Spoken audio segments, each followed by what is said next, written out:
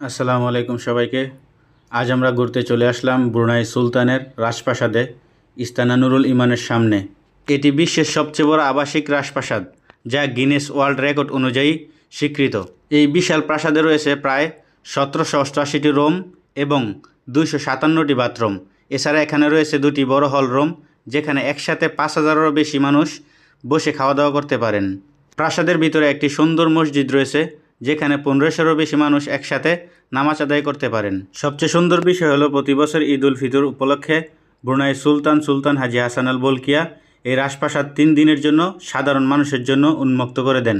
তখন সবাই এখানে এসে খাওয়া দাওয়া করতে পারেন এবং অনেক সুন্দর আপ্যায়ন করা হয়। মেহমানদের গেট থেকে বাসে করে প্রাসাদের ভিতরে নিয়ে যাওয়া হয়।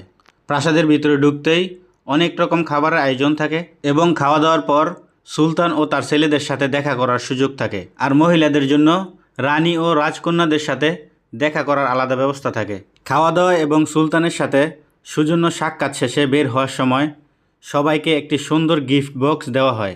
সেই বক্সের ভিতরে থাকে বিশেষ একটি কেক এবং সাথে থাকে ঈদের শুভেচ্ছা বার্তা। এটি ব্রুনাইয়ের রাজকীয় আতিথেয়তার একটি সুন্দর নিদর্শন। যারা ব্রুনাইতে আছেন, আপনারা কে কে এই রাজপ্রাসাদের ভিতরে ঢুকছেন জানাবেন।